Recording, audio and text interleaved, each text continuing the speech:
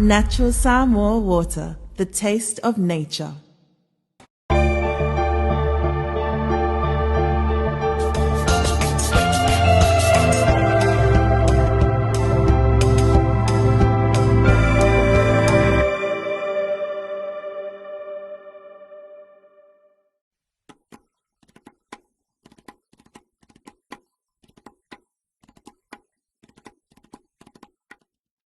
Whawhewhilua e tau fionga le mawalunga mwhai ona potu mai tu sai fo I male whaatala ula ato le fionga le Litwin Star tātou malo ia male mtanga luenga nei. E fia fo walanga e popo e le tō ma le pisanga. E peo le tala I atua awa o lea ua malama I ulungalu. Ai sa ua I le vaai le malu o le tapu itea. Ipa ia mawalunga masasa saungataa. Wae ma papa a ao I le tō ainga o malo I Tona'imato nei. Pa ia whaatala lea wale e tapua I o lausunga le whawhiangainga, lausunga le tausimtanga ruenga, Pastor Willie Tiunga. Tainane foi, sunga I whawhiangainga taulangi o tātou whaatasi ai le nei aso, ma o tō whalatua. Pa ia whaale malo, ia fionga Minster Kapineta Malu, o mwhai on tātou whatasi. Ia tainane foi, whaululunga. Ia ofisa po mtanga ruenga mwhala potonga le malo. Ia o tātou paanga o loo ngāni lue whatasi. Mali tātou malo tawala atu mtanga ruenga puna oa whaale natura malsio manga. Pa ia whaale atunu. Iona tūlanga whaalupe masani. O te whaatulou, tulou lava. Whaftai wali lifa maunga o le tuitonga ai apo matangofia le atata o le maunga nai sa la whai. A wa lolo tawama le waa o popua ngā ai taumua le lei le waa o manu. Tā lofa lava, tā lofa ma le laufonga fia. Afi fia mai susu matala mai au le nei taua fiafi matangofie ia wale por kalame mo le tufa ina. O nisi o soani mai a tātou paanga, mo si o tātou atunu, ia mai se I lātou wa lautomia, peo na iai le tātou wha moe. Whaftaitele mo le wha amnoina mai o tau taimi, ia tusai mo le tātou wha moe. Excellencies, distinguished guests, on behalf of the Honourable Minister and Cabinet Ministers here this afternoon, I warmly welcome you. Awhiwhia mai tala mai au. Ia, peo na masam iai, ia tātou mua mea I matau tu sā, si I lewi inga ma le whaftai le tua, mwhai on tātou poto mai le nei tu lau le aso, ia wafo I le nei wha moe. Ia o leo te wala awa tuai ma le whaalo tele, lau sunga le tausimtanga ruenga, Pastor Willie Tiunga, ia mo le tātou lotu amata.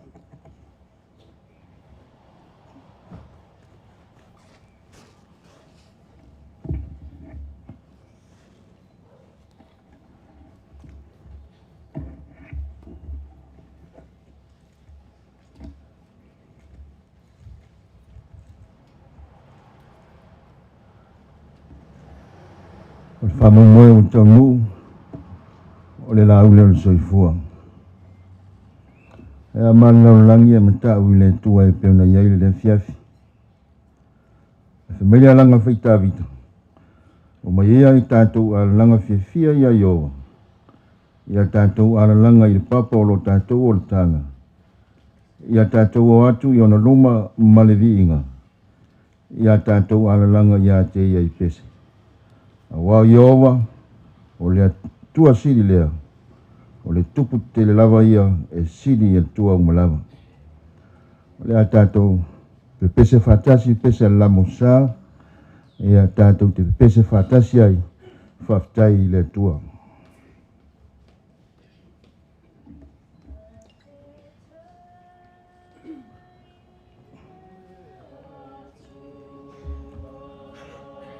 Lena ta tau tupu ai na ua na lo fafua ya te ta tau ma pepe se ya pepe se aleluia fa fetai ya pepe se ya pepe se aleluia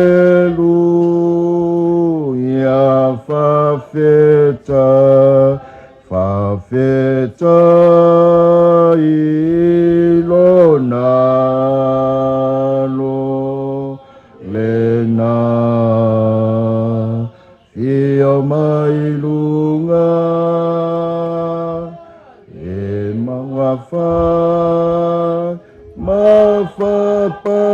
paolo aile po wapuanga ya pepe se ya pepe se aleluia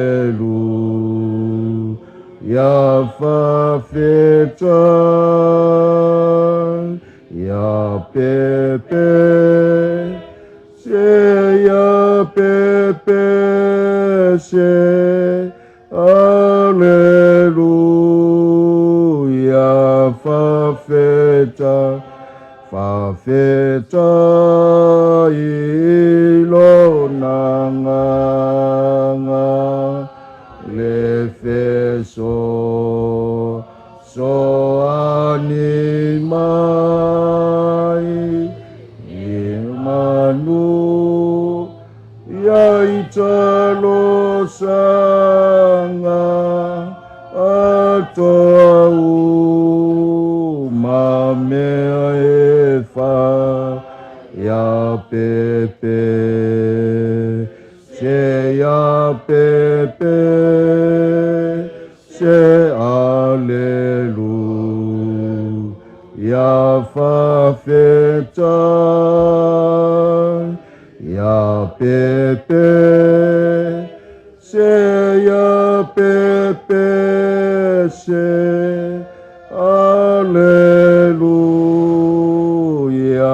fa feta tatou talo lo matou tamai o lo soifua i le langi e whaavavau e whaavaulava whaatai lau tausinga ma lau taitai na mana ia te matou ua mafua e no matou toia whangapoto i la roifo le nei whale matou te vivi ma whaatai atu i atu oi awa le tō ma le ango i matou o tangata Samoa matou te mua lava i atu oi matou tangsia le nganga pa i o lau fio le ne fiafi fe so ani mai a te matou tai tōroina mai matou le tualo matou tama e o li ti ai fuafuanga ma potala meuma ua matou fuafua i ai matou talo whaatai atu i atu oi whaamnia nei au fia ai le ngate leo ntanga luenga ma le minister ua fuafua ina le nei pokalame ia mo i lantou fo i wa soani ma lofa mai lo matou atua ia iai le alofa mau whaamnianga. Whaamnia mai lau auna o le atu lai mo sina upu le nefiafi. Ina ia tāpena i o mātou ola whale nganga. Ia wale o lau fio le tua lo mātou tupu. Whaamnia mai oe. Ono o Yesu. Amen.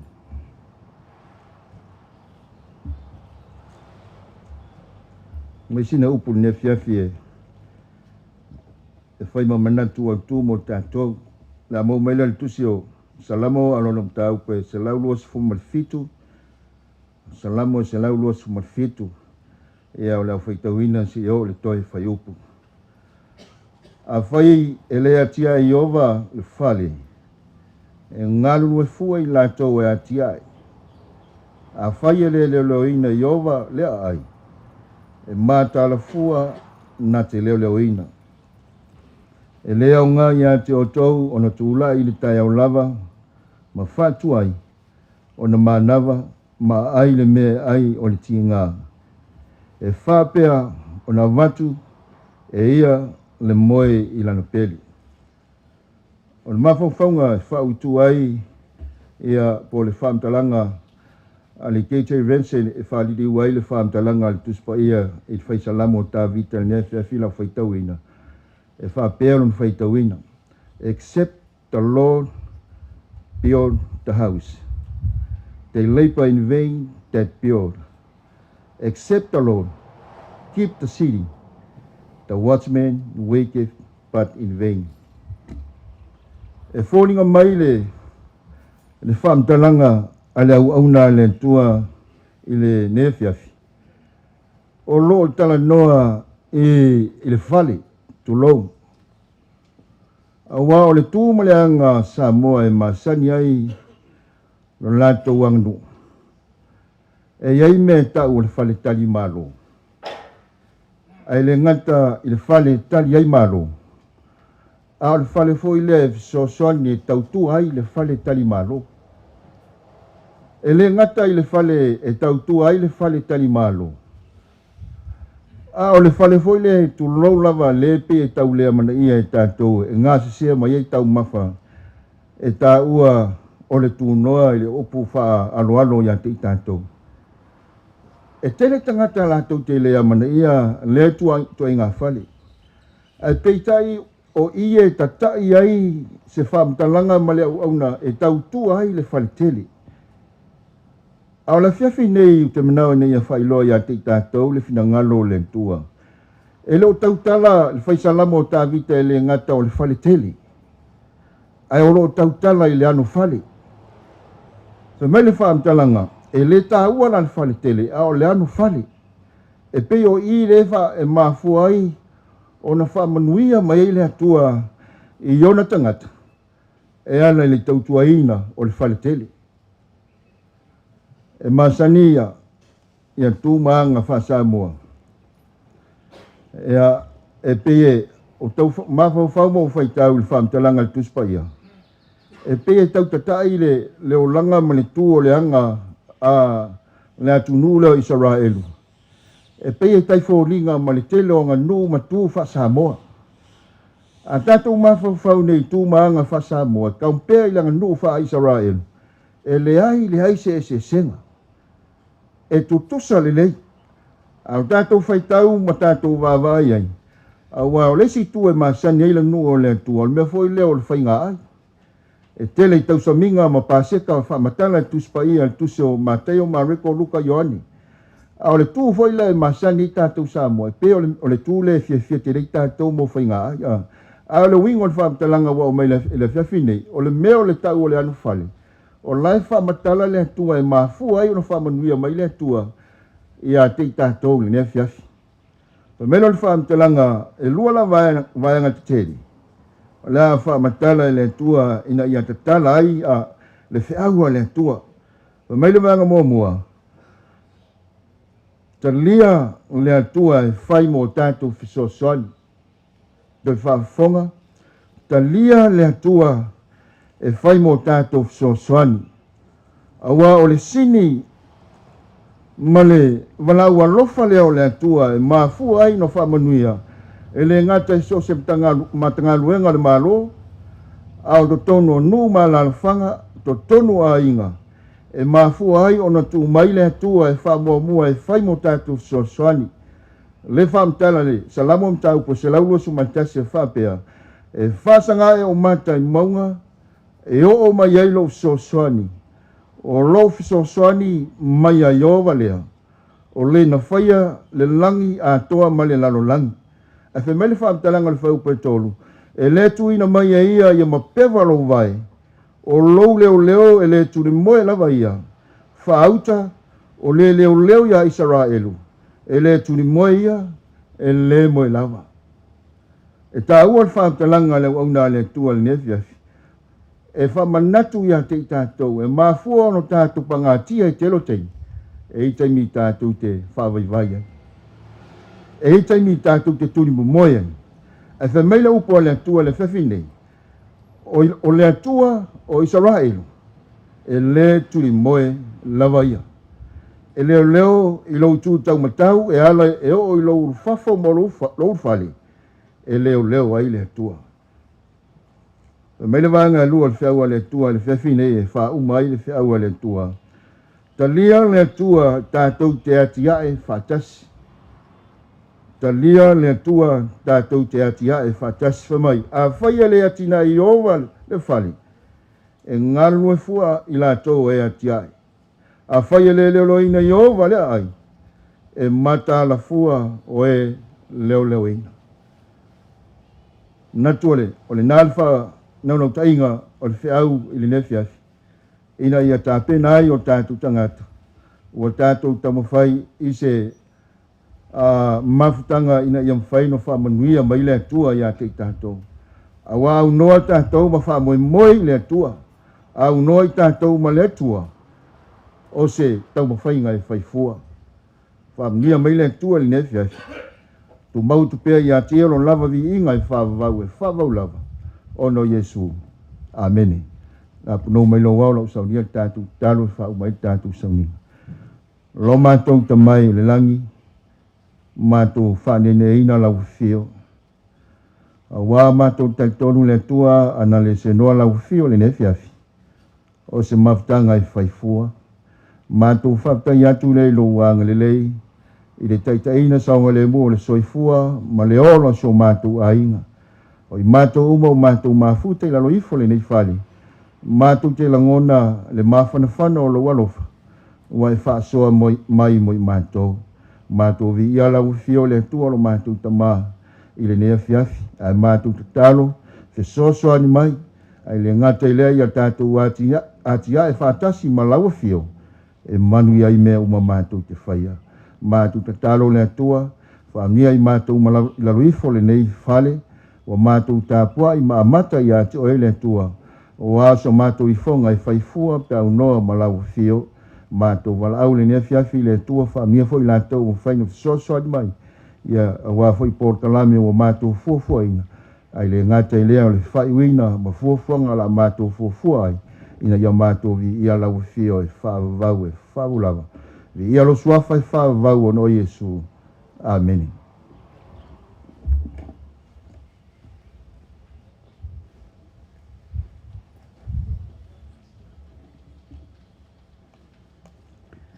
Momoli atu le whaftaitele lau sunga whawhengainga ia po lau sunga fo i le tausimitanga luenga ia mo le tātou talsanga molia. E mei se ai le upu wha malosi ma le wha ala e au. Ia ua tō matauina ai le wha moe moe o le nei aso. Ia wha manuia le ali i le whianga iai matiu te mawhaiva, ia awa le wala awina ai le ngaluenga le atua, ia ma ua tāpena ina le awhionga le minsta ma le mtanga luenga nei, ia se mea lofa wha tau waa, ia mo lau sunga le whawhiangainga, ia tau masinei ai, ia le tātou maftanga, i le nei tula le aso whaftaitele lava mo le tāpenanga. Ia le nei tula, ia mo le tātou saunoanga autu, ia te au le awatele o te wala awatuai ma le whaalualo. Ia i lau awhionga le minsta, lau tō whae le ngō matua, lau awhionga honorable ale vena ale mo lau saunoanga autu. Se i hamun mo le whaftai.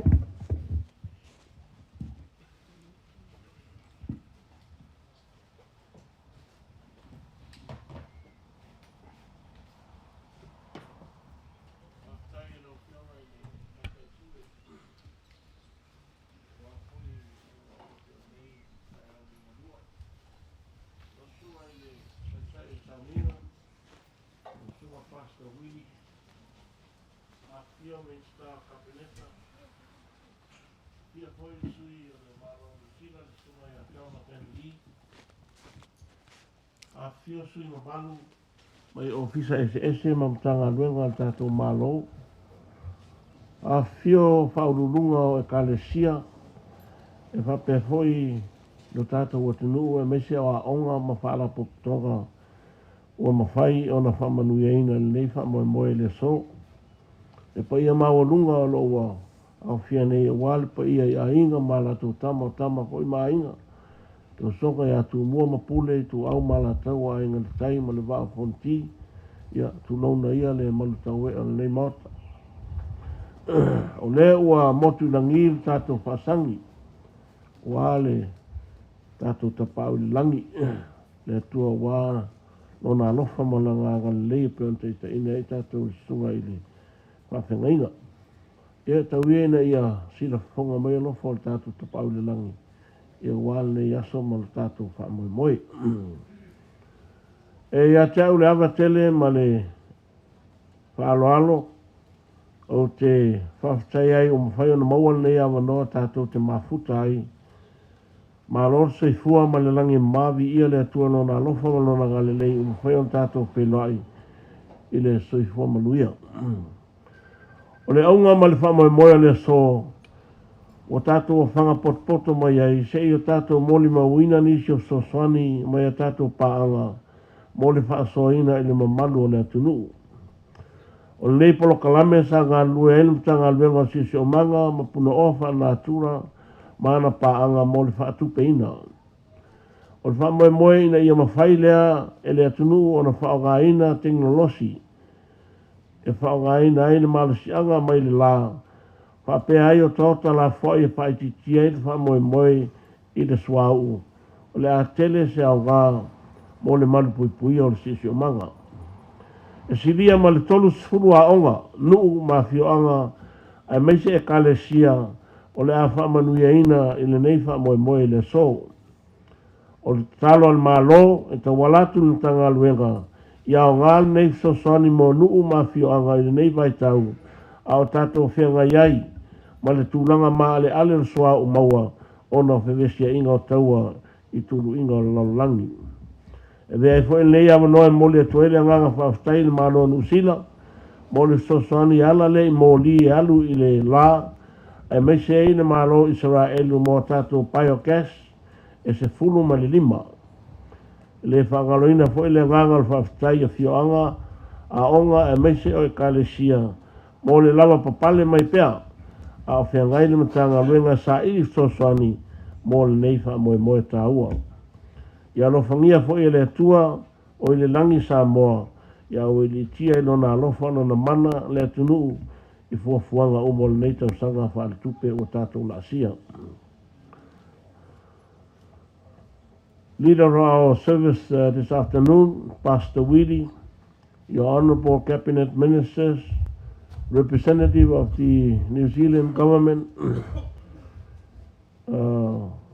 Mr. Jonathan Lee, representatives of ministries, village leaders, community representatives, distinguished guests, ladies and gentlemen. Talofalawa and good afternoon. It is my pleasure to have you all here today for the official distribution of solar lights funded by the New Zealand Climate Finance Partnership Fund. This initiative reflects our shared commitment to climate action, renewable energy, and improving the well-being of our community. We thank the government and people of New Zealand for their continued partnership and support towards Samoa's climate resilience and sustainable development efforts. This partnership demonstrates practical solutions that directly benefit our people, and today's events represent another important step in expanding access to clean energy, improving safety, and providing reliable lighting in public spaces across Samoa. Additionally, I am also pleased to acknowledge with gratitude on behalf of the Samoan government the donation of 15 biogas systems from the government of Israel to the government of Samoa. This valuable assistance will support local communities by promoting the use of clean and renewable energy, improve household waste management, and reduce reliance on electricity, save money. The government of Samoa is grateful to the government of New Zealand and Israel for the continued partnership and support in advancing Samoa climate resilience and sustainable development initiative. Soifua Pastai.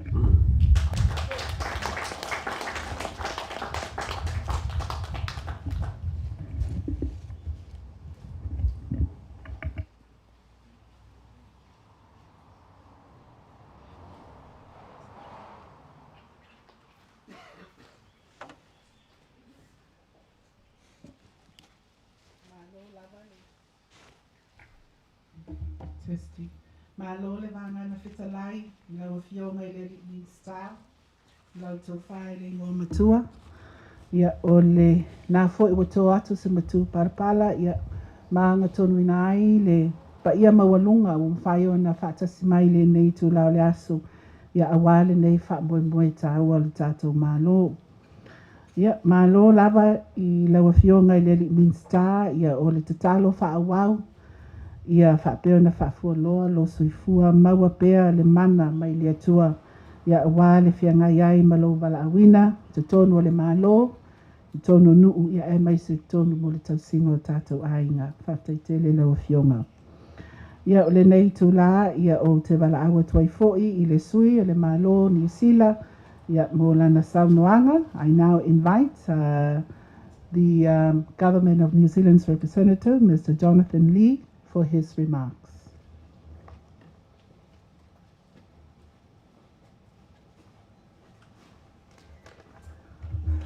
Thank you, CEO. Reverend Minister, Honourable Minister, Ale Vina Ale, the Minister of Natural Resources and Environment, Honourable Ministers of Cabinet, esteemed and distinguished guests, Talo Falava. It is a pleasure to join you today as we mark another important milestone in the partnership between New Zealand and Samoa. New Zealand remains committed to supporting Samoa as it addresses the very real and growing challenges posed by climate change. Through our ongoing climate finance partnership, which we signed in 2023, New Zealand has invested 15 million New Zealand dollars to support the government of Samoa in delivering its climate change priorities. This partnership reflects our shared commitment to building resilience, strengthening climate action, and supporting Samoa's long-term sustainable development goals. It supported the establishment of the Emissions Reduction Program, seed-funded the National Loss and Damage Fund, and has supported the building of critical seawalls in vulnerable communities along Samoa's coastline. And now, with the delivery of these solar lights, this is but the latest example of what we can achieve together when Samoa and New Zealand work together towards our shared climate objectives. While simple in concept, these lights will make a meaningful difference by improving the safety, enhancing community resilience, and providing reliable access to sustainable energy solutions. As we celebrate this achievement today, we look forward to continuing our partnership and advancing this important work together. So on behalf of the New Zealand Government and the people of New Zealand, I extend our sincere thanks to the Government of Samoa, Ministry of Natural Resources and Environment, community leaders, and all those involved in bringing this initiative together. Whaftai te le lava, sofua maya manuia.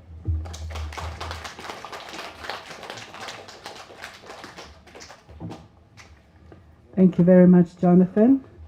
And I'd like to echo again the words are shared by the Honourable Minister in acknowledging the support, the long-standing support of the Government of New Zealand, and which today demonstrates another demonstration of this continued partnership. So, Patai Te Lava, Jonathan and the Government of New Zealand.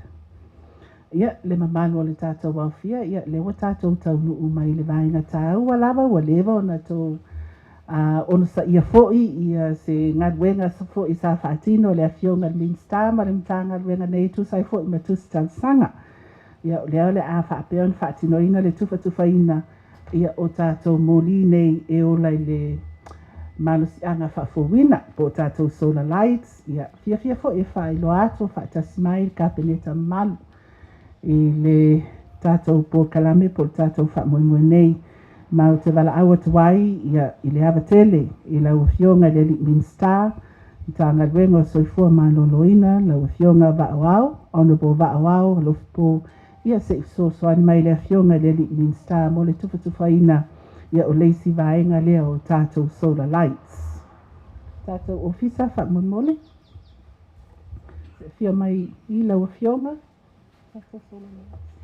o le a whapea na tau laulawina atu, ia I la tau fo I wa whapea na lautongina, ia o na whiwhio mai na ia o tātou certificates nei, o certificates nei, e tāua ia ona o certificates nei whaamauni ai, ia o solar lights, e au mai I le tātou ofisa, ia po le so lava pe on tau sila mai tātou pusa, lo tu ina tu tua I o le wa iai tātou solar lights. Ia mawhai o na ave ne ia tau solar lights, pēr mai au tātou po kalame. Whapea fo e whina ngalo iai se taimi, ia o na whaongala i o tātou certificates nei e whai ma pine whaamau ia o tātou solar lights. Lewa mau atu ai le so swani le tātou malo. E mei se whai ngā whapaanga mal malo New Zealand. Mo tā fua savai. O ulu ya kopo nasa, o iei se sui. O tanga i tai, Reverend Wati Cowley. Ia e tai wha solar lights, ia masalo le ala ato e wha soa i si tau sanga e le i o atu ai wha solonga le tātou mtanga ruenga. Reverend Levi langa aia le SDA Tona'imato, e wha ia tātou solar lights. A tai.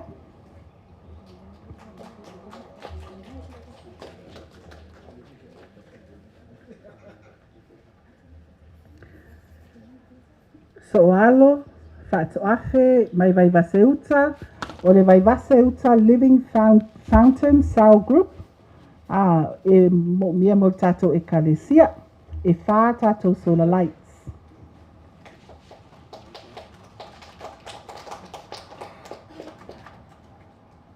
Mo le tātou wā ongai sātui malufi-lufi, lilo mai awa whaasalele po o talava, po talava taito vai vau, e 5 tātou solar lights.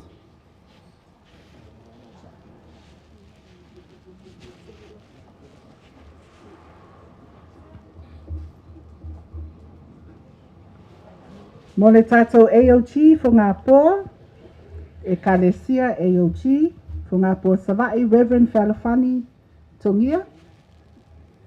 Ia masalo le atu e whaasoa fo i le wha solar lights le maua mai i. Reverend Paul to Ingamala Sale Longa, ia o le tātou Assembly of God fo i Sale Longa. Ia le watele lava whaapoponga. Reverend Vaai po Reverend Vaai tua lalomanu e whakasa lalomanu. Whaitaitele lau sunga whawhengainga, wha tātou solar lights.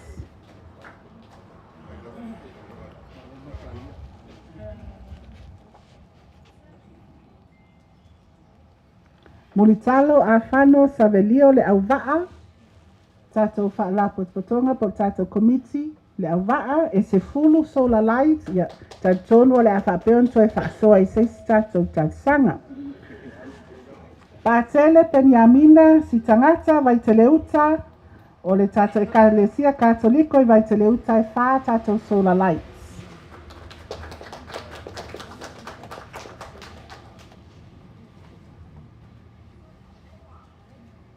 O le tātou ekalesia metotisi i maninoa si umu. Ia Reverend Sailiai Tumaai, maninoa si umu e 5 tātou solar lights. Ia o lea walongo mai o lo whaile whata tātou whanutele ia o le atu e ta oto le 5 solar lights a maninoa si umu.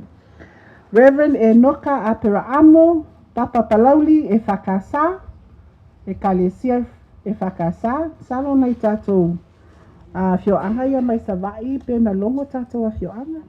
Ia, su mai le sunga whawhengainga whataitele lava e 5 solar lights.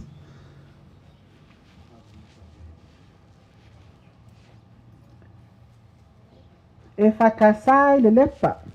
Reverend Ali, ia, su mai lau sunga whawhengainga ia walewa na whio mai le sunga whawhengainga ia maua atu ni dei wha.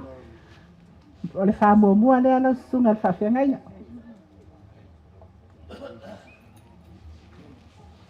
Reverend Maanaima te nisi whai malo mo vai moso no whaali i o le alofa tūnoa, vai moso AOG, e wha tātou solar lights, o whangalii e whakasa, lene po iene whaalinga, e ono tātou solar lights,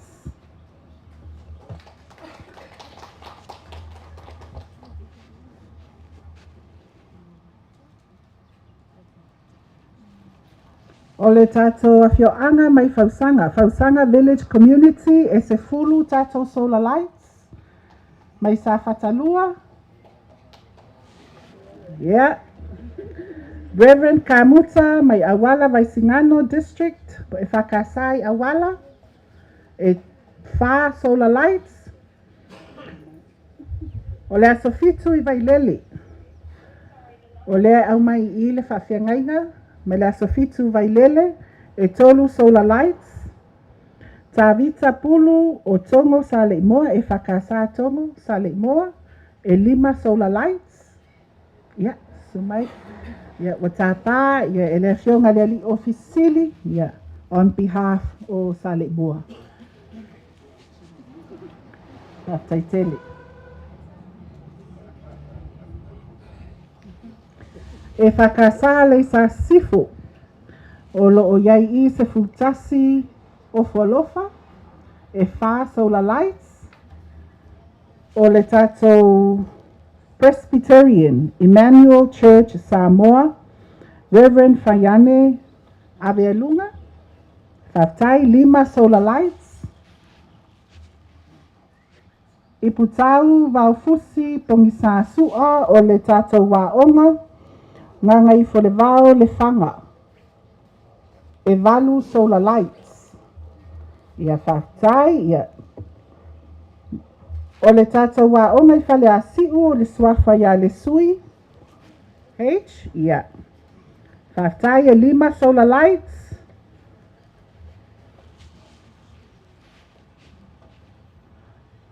o le tatou waonga I sa leilua whale a lili matuu ngasu matuu e 5 tatou solar lights ia e lei foi seisi ia whaftai sa titoa e whakasa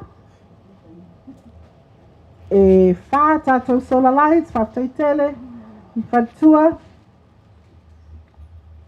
o tatou community whastouta iwa ai leonge e se fulu solar lights wastouta whaftai tele toi whasoa monisi a tatou tausanga o Satapuala school and churches in the village Sione la sei po la sei e valu foi solar lights ia o sa leilua whale a lili whia ngai mali I si maile whanene e vanu foi solar lights whaatau tutiato le vi sa le moa e mo tatou waonga ia male compound ale ekalesia e valu solar lights whataitele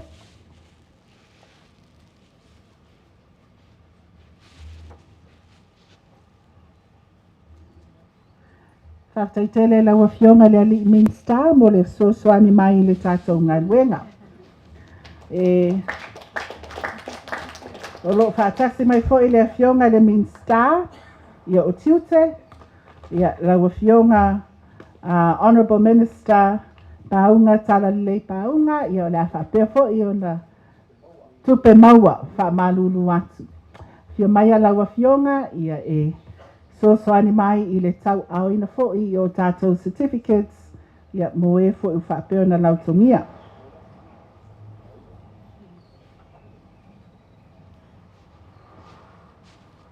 Haftaitele lau fionga Shrine of Three Hearts mai vawala e wha ia solar lights ia le foi seisi Tona'imato Primary School sa ena kapineta tupai e 5 solar lights le foi seisi o tatou e kalesia I whale ase e la tatou a onga whapea o alu lalo o le au ta loto si uniu si maika valu solar lights ia le foi seisi whaatasi mai Reverend whale taua whaea malai manu whale a lili o le tatou e kalesia o le maota whawhiangainga whawtaitele wha tatou solar lights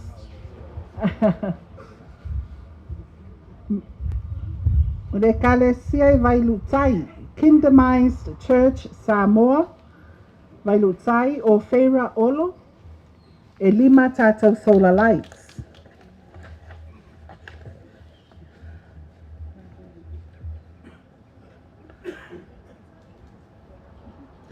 Mo Robert Louis Stevenson Primary School Fiapia Divo e valu tatou solar lights Salo ia ele mo mia.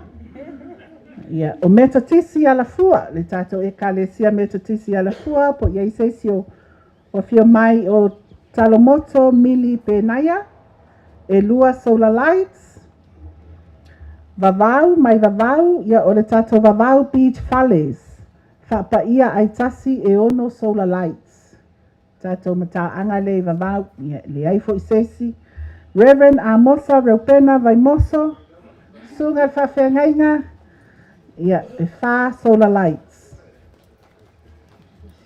taitele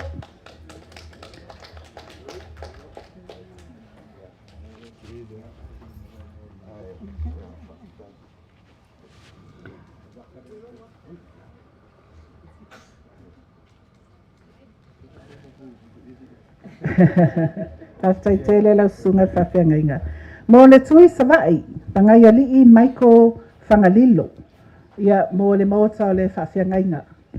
E 5 solar lights. Ia le se awai mai mo le tātou e kalesia katoliko i si senga. Ia e whaatasia i ma le tātou wa onga e 5 solar lights. Le se mo mata utu whale la tai le whakasa ma le a onga tūlanga lua e 5 solar lights. Malo whaataitele le awai mai. 5 tātou solar lights mo le whakasa, ma le aonga tūlanga lua i mtau tu whale la tai.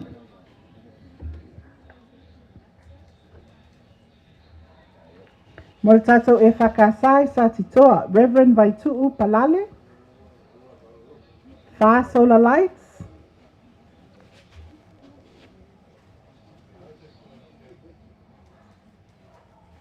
Mo lona whangaloa, ia no fuanga ia lo fa peona fa mautu ia ile malu fo yo le tu malo ia pa tu like mai ia se fa lave fa fo se ipe fa lave matu ia o se fulu tato solar lights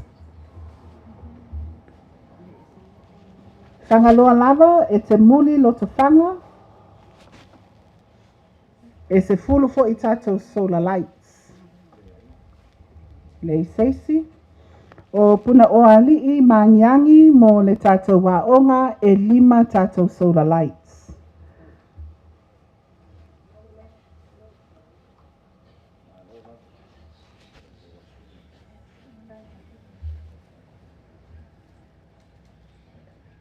Mo le tātou wa onga i tanga manono o lo tawala mai atu puola peni asi e 5 tātou solar lights. Le ai.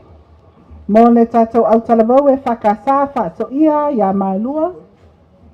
Taitele ia. Tanga manono le 5 solar lights, primary school. Mo le au talavau e whakasa whaato ia mailua solinuu e 3 tātou solar lights. Reverend Latu Malai Saili e kalesia whakasa me totisi ti aveatai. 5 solar lights.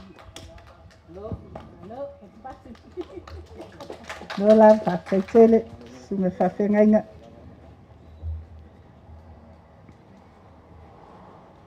Mo le United Methodist Church, Samoa, e kalesia vai telefou e 3 tātou solar lights. Le isisui, ia masane apanga, ia pula nuu masui nuu e se fulu tātou solar lights. Ia na mai ai leo tātou lisi, mai tātou tāsanga, tā whapeo na ki ina mai.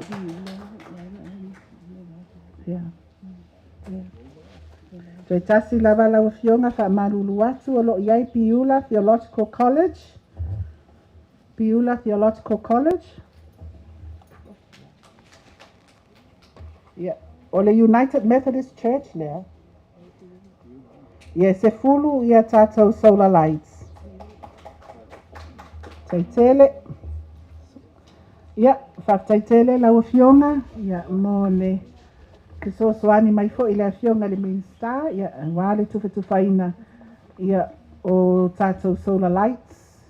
O mo la tau ele mwhai ona whaatasi mai. Ia, o le a whaapeo na toi whaatino e se ngā ruenga le ai. Ona toi tuulola ia i tonu o le tātou maenga le e toi whai mai nisi tāu sanga. Ale marua le atunu. Ia a le tūlanga na wa iai tātou solar lights. Ai o le leisi la sanga tāua ia e wala awa tuai mat whaaloa tele la wa fionga le li min star. Ia o whaatoanga. Honourable Minister for Agriculture. La wa fionga Honourable Fuimaono Maiava Tito. Ia mo le sosoani mai fo'i. Inisi fo'i o vaenga po leisi category o tātou sosoani. Na tā ua le saunoanga po le launga autua le fionga le li min star e se fulu lima tātou biogas systems. Ia le sa wha mea lo whaina mai e le malo Israelu. Ma o nei biogas systems ia ua to se fulu lima i lātou sa tu ina mai sanga ma wha tino i fo i loilonga ia le la ua lautongi ai i le nei sosoani tā ua.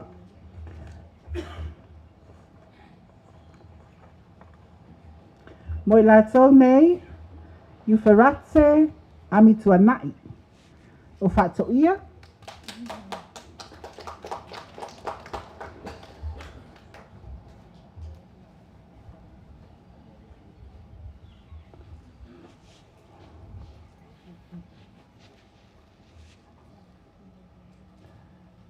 Malaki Meru Nuu Yali'i mai fale ula.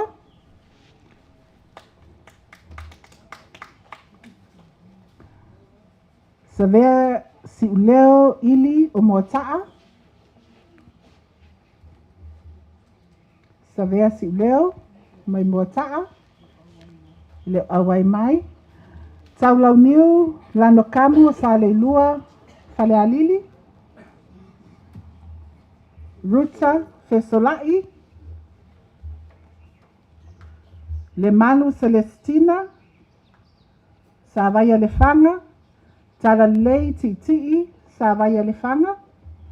Josefa Pule Faleula.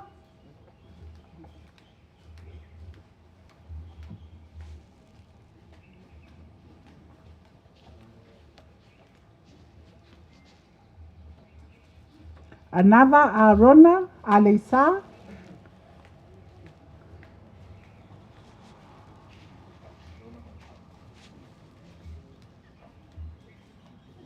Si wao taimi walesi ole awaa. Elisara Fangafau. Ngasu Lavi Maisata Paitea. Anawa Saitua Osili. Yoane Tau Ili Sale Longa.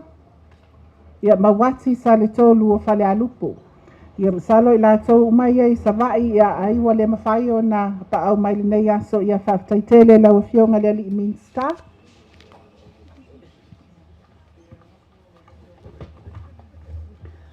Ona tātou tau nu mai le vaenga mulmuli po le tātou category mulmuli.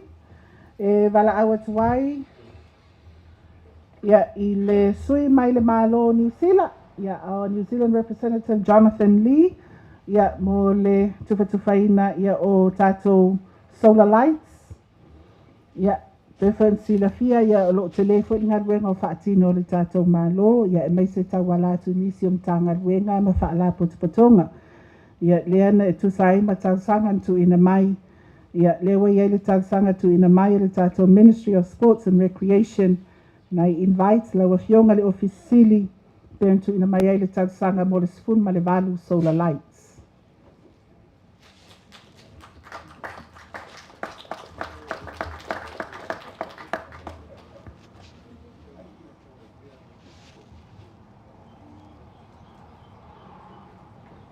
Ia o le nei sosoani o le a tamawhai le whaamala malama mai ia nofuanga. Ia o lo whaapea o na whaongai le manu o le atunu.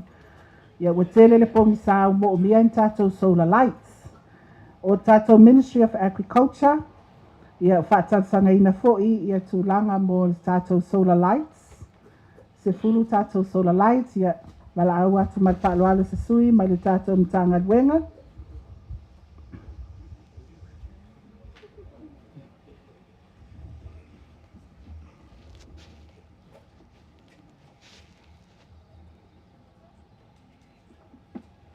Mo le tātou ofisa o lo whaapea o na winai le napisi ma le ota se itulou. Le tātou waste Tawhai ngata office, ma le tātou landfill, whapea na ato whaina ai ia le sifun ma le wha solar lights. O I le tātou beach lei I lumai for le Sheraton, ia pia, ia le fo ina iai le savsanga tu ina mai e tolu, ia solar lights o le awha matu ina ai.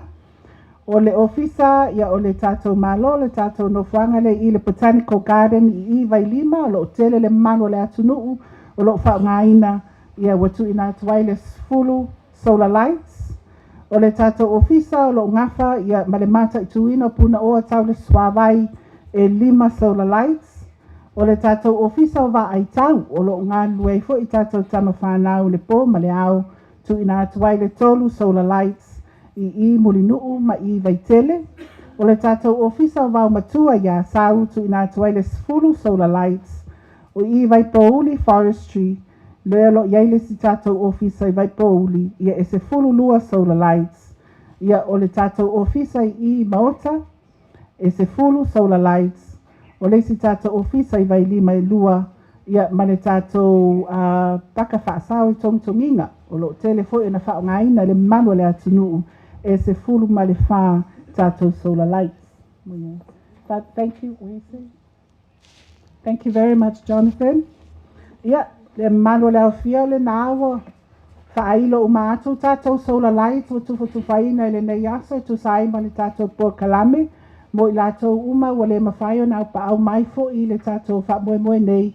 Ia o le a whaapea na toe whaatino whasota inga. Ma lo te tala pea le awa noa I tu ina mai te tonu tāsanga I le tātou mtanga luenga.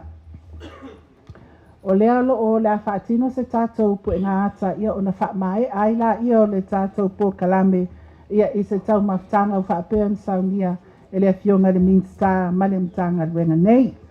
Ia mai tātou tau nuu mai si ui o le tātou po kalame ia e mole atuaile anganga o le whaatai. Ia. Ta wala tu le fionga le minsta ma le mtanga luenga nei le tau a fio mai ia le fionga kapeneta malu mo le whaanoina mai o le lātou taini. Sunga I whaafengainga. Ia mai se fo isui o tātou ofisa ia ale malo whaaftaitele le fio mai manuteleina nei aso le alofa maleanga leo le atua. So foi ma Ivania. Ia, o lo o tāsanga ina tau a fionga se I facing a stretch.